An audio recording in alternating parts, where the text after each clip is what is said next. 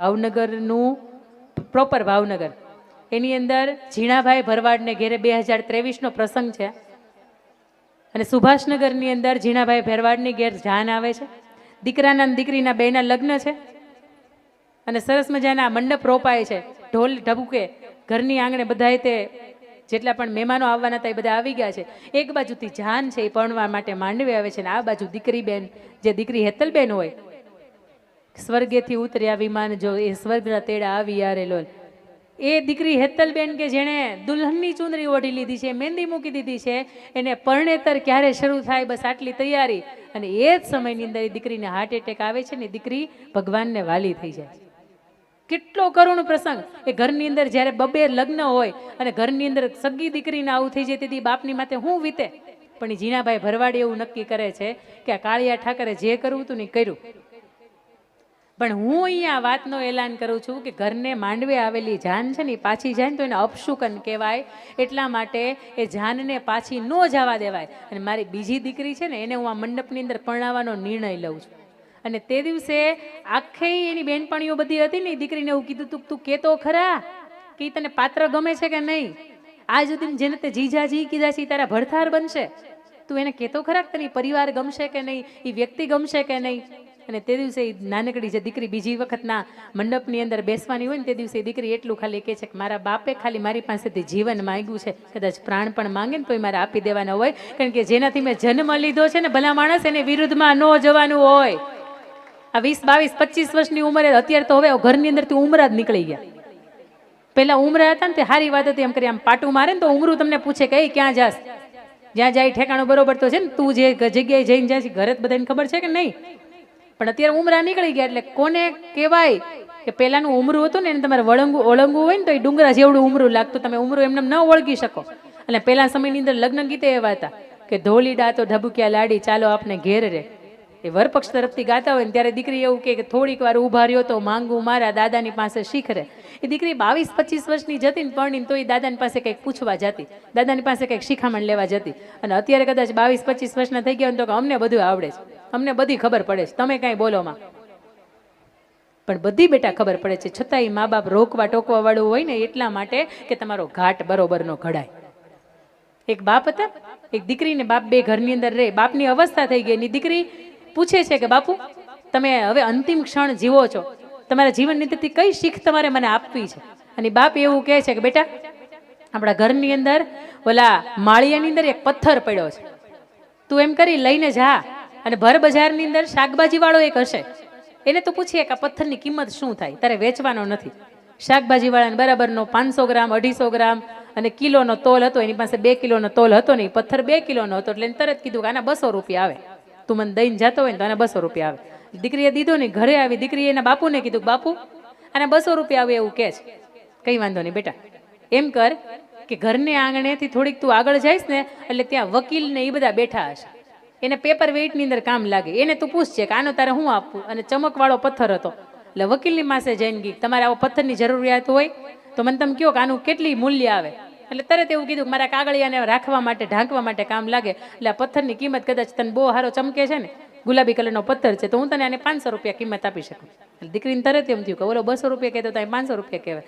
ઘરે આવીને બાપુને એવું કીધું બાપુ આને વેચી દેવાય. એટલે ડોક્ટર સાહેબને બાજુમાં ઓલો વકીલ રહી છે ને, વકીલ એવું કહે છે કે એના 500 રૂપિયા આવે. એટલે તરત એના પપ્પાએ એવું કીધું બેટા આવતીકાલે 3જો દિવસ અને તારે 3જા દિવસે ઘરની આગળ થોડુંક એન્ટિક વસ્તુઓ રાખવાવાળાની દુકાન છે, તારે ત્યાં જઈને એને પૂછવાનું છે આની કિંમત કેટલી આવે. અને ત્યાં જાય દીકરી યુવાન હતી અને ત્યાં જઈને એને પૂછે કે ભાઈ આની કિંમત કેટલી આવે? જુએ છે કે હા ગુલાબી કલરનો પથ્થર છે, ખૂબ મોંઘો ને કિંમતી પથ્થર છે, કેટલાય વર્ષો જૂનો આ પથ્થર છે, એટલે આની કિંમત હું તને 2 લાખ રૂપિયા આપી શકું. અને જો તારે એની બેઠક કરવી હોય તો તારા બાપુને કહેજે મારે જોઈ છે આ પથ્થર. ઘરે આવી દીકરી તો એટલી બધી હરખાઈ ગઈ હતી. દીકરી કીધું બાપુ પેલો તમે એન્ટિક વાળો કહેતો હતો કે નહીં, એની પાસે બધી જૂની પૌરાણિક વસ્તુ છે ને, એને એવું કીધું કે 2 લાખ રૂપિયા આવે. આ ક્યાં 200 કહેતો હતો ને ક્યાં 500 કહેતો હતો, 2 લાખ રૂપિયાને આપી દેવાય. અને તે દિવસે એના બાપુએ બહુ મજાની વાત કરી હતી, બેટા મારે આ જ વાત તને સમજાવી છે કે તારું જીવન, તારું ચરિત્ર, તારું આખું જે જીવનનો નિર્ણય કર ને તો એ 200 રૂપિયા વાળો તારી સામે હશે, તારી સામે 500 રૂપિયા વાળો પણ હશે ને તારી સામે 2 લાખ રૂપિયા વાળો પણ હશે. આ શરીરના આયખાની તારા ચરિત્રની જે કિંમત કરી શકે ને એને તારું જીવન સોંપજે. બાકી 200 કે 500 રૂપિયા વાળા દુનિયાને નાકે પડ્યા છે, એને અમે જીવન ન સોંપાય. તમને ખબર હોય કે મારો સમાજ ખમીરવંતો સમાજ છે, તમને ખબર હોય કે મારી પાસે શિક્ષણ છે, તો તમને એ પણ ખબર હોવી જોઈએ કે આગળ કેળાની છાલ રસ્તા ઉપર હશે, લપસી જવાશે. તમને એ પણ ખબર હોવી જોઈએ કે ક્યાંક ભીનું હશે ને તો ગારો હશે ને તેમાં પગ ખૂતી જશે. તમને એ પણ ખબર હોવી જોઈએ કે કદાચ કોઈ કુંડી કાઢીને મેલ નાખ્યો હશે ને તો શેવાળ હશે અને ત્યાંથી હાલશું ને તો લપસી જશું. એટલે દુનિયામાં ક્યાં ક્યાં લપસી જવાના ઠેકાણા છે ને તમને બધી ખબર હોવી જોઈએ. એટલે ખાસ કરીને મારી દીકરીઓને કહેવું છે કે તમે સોશિયલ મીડિયા વાપરતા હોય, મારી ના નથી, બિંદાસ વાપરવાનું. પણ એની અંદર ઇન્સ્ટાગ્રામની અંદર તમને કોઈનો હાઈનો મેસેજ આવે ને તમને પૂછે હાઈ બ્યુટીફુલ કેમ છો, તે દી એને જવાબ નહીં આપવાનો, કારણ કે આપણે એને નથી ઓળખતા. આપણામાં બ્લોક નામનો ઓપ્શન આવે છે. કદાચ ફ્રેન્ડની લિમિટ અમુક સમયે પૂરી થઈ જાય, પણ બ્લોકની લિમિટ ક્યારેય પૂરી નથી થતી. તમને ક્યારે પણ એવું લાગે છે કે આ વ્યક્તિની નજરની અંદર ફેર છે, સૌથી પહેલી જાણ તમારા સમાજને કરજો, સૌથી પહેલી જાણ તમારા મા બાપને કરજો, કારણ કે એ તમારા મિત્ર થઈને ઊભા રહેશે, એ તમારી ઢાલ થઈને ઊભા રહેશે. પણ કોઈ પણ વ્યક્તિની તમે કુદ્રષ્ટિ, કોઈની ખરાબ નજર, કે કદાચ કોઈ તમને આમ હાથ અડીએ લીધો, કોઈ હાથ પકડી લીધો ને જો એક વખત સહન કર્યું ને તો મરી ગયા, આખી જિંદગી સહન કરવામાં જશે. પણ તમને એવું લાગે છે કે આ માણસ અવળી નજરથી મારી સામે જોવે છે, તેથી મને એટલી ખબર પડે કે જેમ માં કાળીએ મહિષાસુરને વિંધી નાખ્યો હતો ને, એમ પોલીસને પૂછવાય ન જવાય, આપણે એની વિંધી નખાય. કારણ કે સમાજની અંદર એકાદો દાખલો તો બને કે બળાત્કાર કરવામાં પુરુષ જ આગળ નથી, અવળી નજર કરવામાં પુરુષ જ આગળ નથી, અને જેદી આગળ થાય ને તે દિવસે કાળકાનું રૂપ લઈને કોક આવે અને એને વિંધી નાખવા વાળી પણ આવે. આ નવ દુર્ગાના તમે રૂપ જુઓ છો ને, એકે દુર્ગા તમને એવું નથી કહેતી કે તમારી સામે અન્યાય થાય કે તમારી સામે કંઈક ખોટું થાય ને તો તમે સહન કરો. એક વખત સરસ મજાનું મરચું પાવડર, એક તો ઓપ્શન છે કદાચ હથિયાર રાખવાની સરકાર ના પાડે, પણ મરચું પાવડર રાખવાની ના નથી પાડતું. પર્સ જાઓ ને, મારું ક્યારેક પર્સ હું અહીં સાથે નથી લાવીને તમે ખોલો, એની અંદર તમને એવી જ વસ્તુ મળે, તમને મેકઅપનો ક્યાંય સામાન ન મળે. કદાચ લાલ કલરનું એક કંકુ મળે અને એનાથી વિશેષ તમને હાથના કે પગના પહેરવાની વસ્તુ મળે. બાકી તમને સરસ મજાનું એક અંજારથી લાવેલું ચાકુ મળે, મરચાનો એક પાવડર મળે. કારણ કે જીવનમાં ગમે ત્યારે વિકટ પરિસ્થિતિ આવે, રાત્રે 2 વાગે તમારે ટ્રેન પકડીને ક્યાંય જવાનું હોય, તમને તમારી બાજુમાં ડબ્બામાં આવેલો વ્યક્તિ છે એવી નજરથી જોતો હોય, તમારે શું કરવાનું ભાઈ? તમારી અંદર જે કાળકાનું સ્વરૂપ છે ને એને જગાડવાનું, જાય જાગ, તારો સમય આવી ગયો.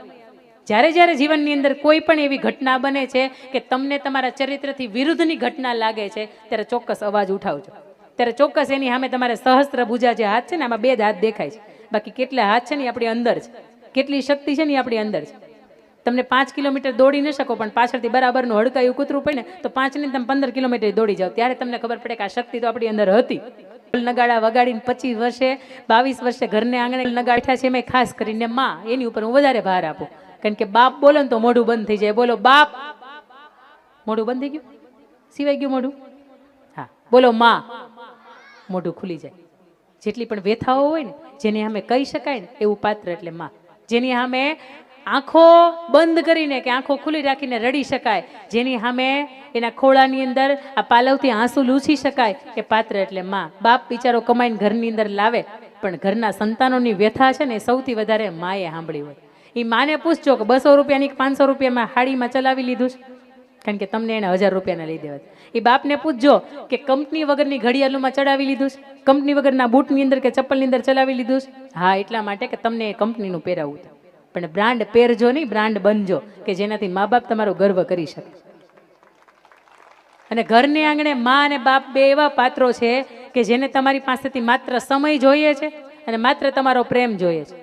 એને તમારી સંપત્તિમાં રસ નથી ને એને તમારા પૈસામાં રસ નથી. એટલે કરોડો કમાયા હો છતાં મા બાપ જેના ના ઠર્યા, એ લાખ નહીં પણ રાખ છે, એ માનવું ભૂલશો નહીં, મા બાપને ભૂલશો નહીં.